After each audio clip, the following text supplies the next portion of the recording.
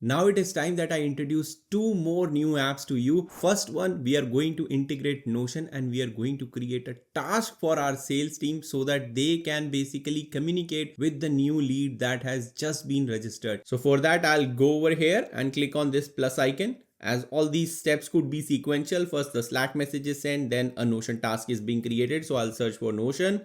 There are many actions that Notion Node supports. You can see block actions are there, database actions are there, database page actions are there. Then there is page action, archive, create, search page, and get user action. There are a couple of triggers as well that if something is happening within your Notion workspace, you can trigger the workflow as well. We'll come to it in some other workflow, but for now I'll use the append block over here. So now Notion Node configuration parameter screen has been opened. I've already set up a Notion credential over here, but just to demonstrate how you can set up or integrate Notion, I'm going to reset it up or create a new credential for you so that you know it how to do it step by step. So as soon as I open this, Notion, it is asking me for an internal integration secret over here. So what you can do is, let me just open up the doc so that you can get more clarity on it. So you can see the Notion credentials can be used for Notion Node as well as Notion Trigger as well. You should have a Notion account with admin level access, and the supported authentication methods are API integration token, which is used for internal integration, and auth2, which is used for public integration. And what the public integration is, if you go down a bit, there's a difference between internal and public integration, and you can see it's very simple. Internal integration are for specific to a single workspace, like for example what we are doing right now. It is accessible only to the members of that workspace and ideal for custom workspace enhancements. However, public integrations are usable across multiple or unrelated Notion workspace, accessible by any Notion user regardless of their workspace, and ideal for catering to broad use cases. This is the one that you might be creating when you are developing an app, so that app is being able to integrate to any Notion workspace. While automating our business workflow, we just need to integrate to one workspace. So that means we are going to use the internal integration, which just requires an API key. And how do I do it? I'm going to show you a step-by-step process of it. So first we are going to open a Notion workspace. So I have already created a Notion workspace, and there is a task tracker page as well over here. So in order to develop the integration, what you have to do is you have to click on this, click on the settings from here. You can click the settings over here as well. Then you will need to go to the connections tab and you need to click on this develop or manage integrations first. So once you click on it, it will take you to another page where you have to create a new integration. You have to first give it a name. So I'm going to call it n8n.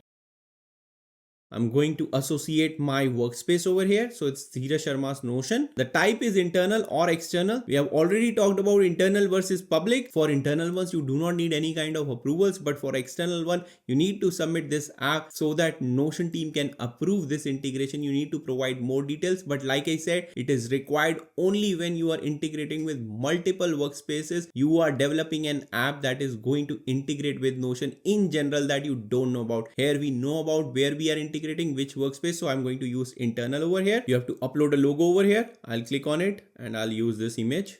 So the logo is updated. I'll click on save. So now configure integration settings. So this is where you are going to get the integration secret that you have to basically copy it. I'll click on show and I'll just copy this. So this is copied now. Then you are going to scroll down and select the capabilities, which is nothing but more like permissions, that you are allowing this integration to read content, update content, and insert content. You can have capabilities for comment as well, read comments and insert comments, but I'll leave it blank for now for this particular integration. And the user capabilities, whether you want to share any kind of user information, whether you want to read user information without email address. So I'll select this. This is more secure in nature. This one also includes the email addresses with the user. But for now, we'll leave these settings and click on save. So this has created an integration with this name over here. If I go back to integration, you will see that this integration, which is of internal integration type, has been created, and I can again go back and select the settings if I want to do anything about it. Now the last step that is required is I have to come over here. So again, I'll just click over here. You will see that this is my Notion workspace where the integration has been created, but I have to invite this integration to participate in this particular page. So for that, what I do is I make a connection. So if I click on this 3 ellipses, you would see there is this connection. Over here, you have to search this particular name. So the name was n8n GAIU integration. So I'm going to go back again and click on connections. And here I'll write n8n. It should show up. So you can see it has shown up over here. I'll click on this. Now it is asking connect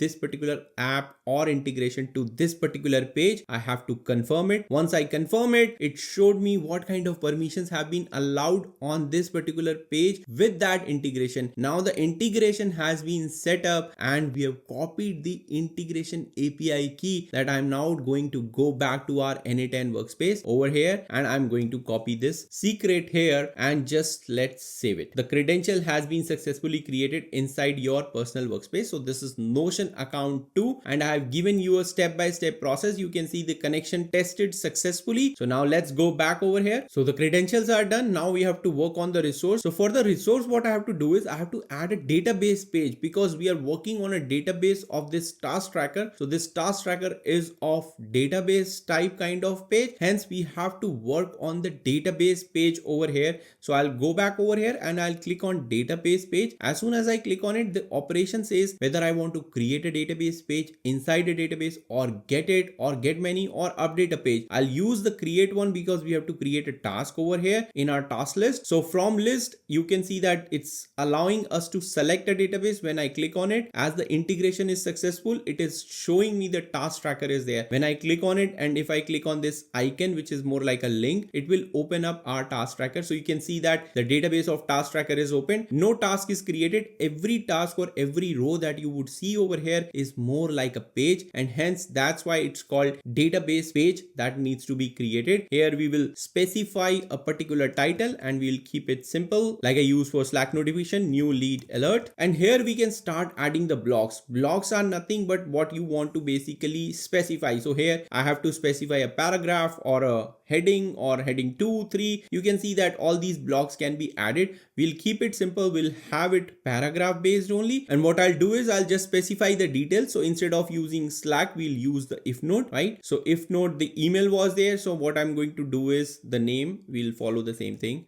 Name is first name and then last name. And then over here, we'll say email. We'll use this. Finally, the company name. Now, if I test this step out, you would see that this particular block will get created over here.